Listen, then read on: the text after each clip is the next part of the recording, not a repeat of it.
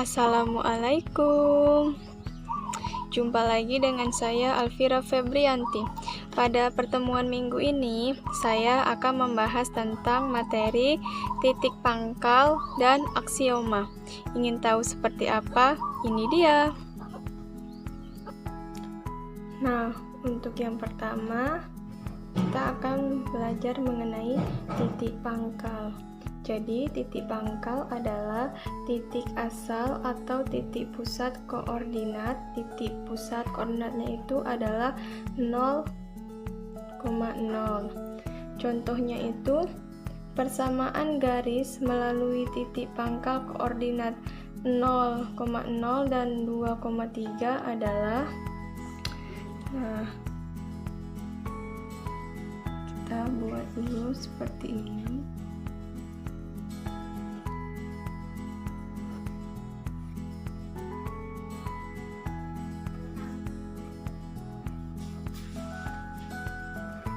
Nah, yang pertama ini adalah X1, yang ini X2, yang ini Y1, yang ini Y2.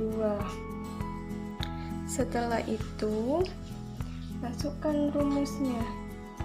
Rumusnya Y dikurang Y1 per Y2 dikurang Y1 sama dengan X dikurang X1 per X2 dikurang X1. Kita masukkan Y-nya itu tetap Y1-nya ada 0 per Y2-nya adalah 3 dan Y1-nya 0 sama dengan X1-nya 0 per X2-nya 2, X1-nya 0. Setelah ini kita kurangkan Y dikurang 0 Y per 3 dikurang 0 3, X dikurang 0 X, 2 dikurang 0 2. Setelah itu kita silangkan, maka 2Y sama dengan 3X atau 3 per 2 X kurang Y sama dengan 0. Inilah dia cara menyelesaikan titik pangkal. Nah, yang kedua, aksioma. Aksioma atau postulat adalah pernyataan yang benar tanpa harus dibuktikan. Jadi, tanpa harus dibuktikan, maka pernyataan itu sudah benar. Nah, yang pertama, sebelum kita masuk ke contoh, saya akan memberikan beberapa materi. Nah, di aksioma satu ini melalui dua titik dapat dibuat sebuah garis, di mana di sini ada titik A dan titik B. Jika ditarik garis akan menghasilkan sebuah garis. Jadi pernyataan ini sudah benar. Aksioma 2-nya, melalui 3 titik yang tidak segaris dapat dibuat sebuah bidang. Nah, titiknya ini kan tidak segaris, ada di sini, ada di sini, dan ada di sini. Nah, jadilah sebuah bidang. Jika sebuah garis dan sebuah bidang mempunyai 2 titik persekutuan, maka garis itu berada seluruhnya dalam bidang. Ini dia, ada titik A dan titik B, maka garis itu berada seluruhnya di dalam bidang. Agar lebih memahaminya, mari kita simak contohnya. Nah, ini dia contohnya. Diketahui kubus A, B, C, D, E, F, G, H seperti pada gambar di bawah ini.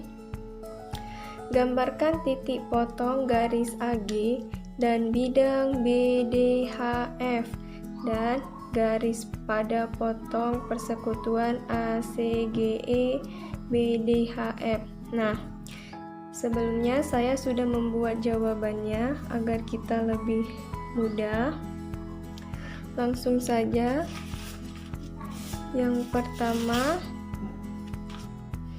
tarik garis AG. Nah, ini merupakan aksioma pertama, di mana melalui dua titik AG ini dapat dibuat satu garis. Ini dia contohnya.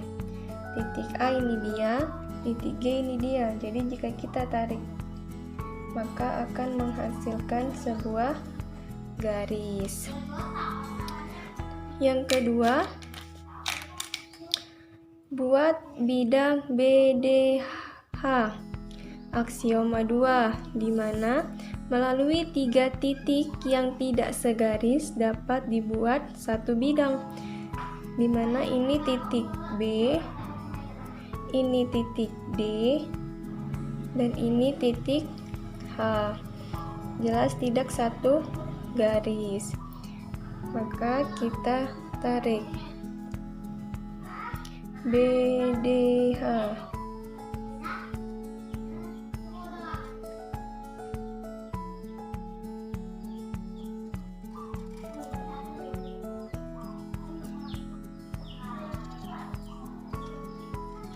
Nah, menjadi satu bidang. Yang kedua, buat garis BFH. Masih aksioma 2, di mana melalui 3 titik yang tidak segaris dapat dibuat satu bidang. Yang mana titik B ini dia, ini titik F, dan ini titik H. Jadi jika kita tarik garis, akan menghasilkan sebuah bidang. Ini dia bidangnya.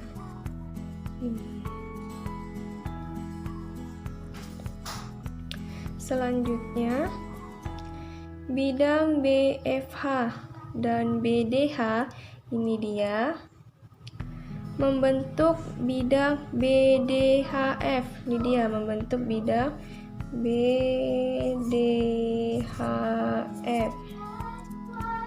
yang memuat titik B dan H, yang merupakan persekutuan dari titik B dan H dan BDHF.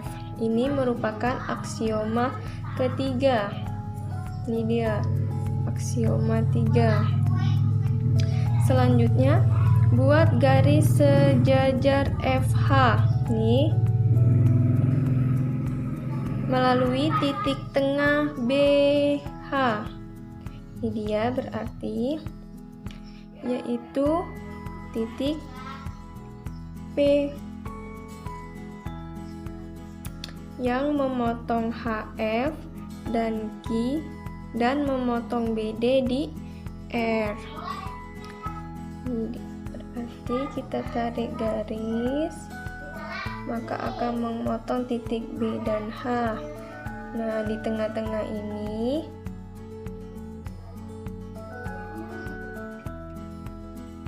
ada titik P. Selanjutnya, buat bidang ACGE.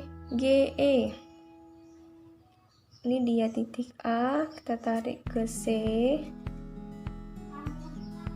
G, dan E.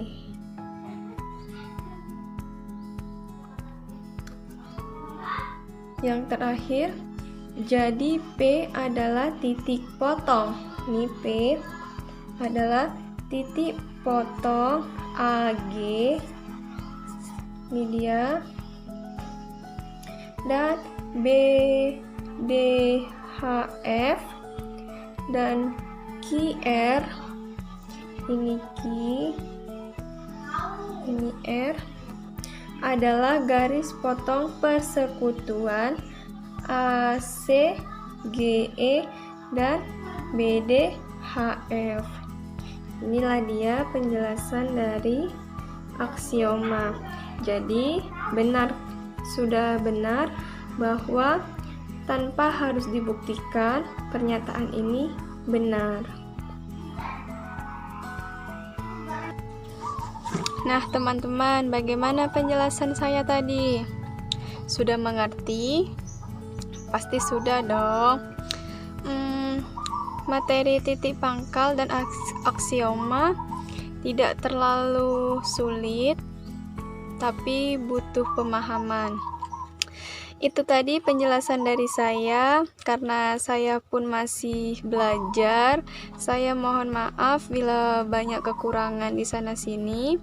Sampai berjumpa di minggu depan. Saya akhiri dengan Assalamualaikum warahmatullahi wabarakatuh.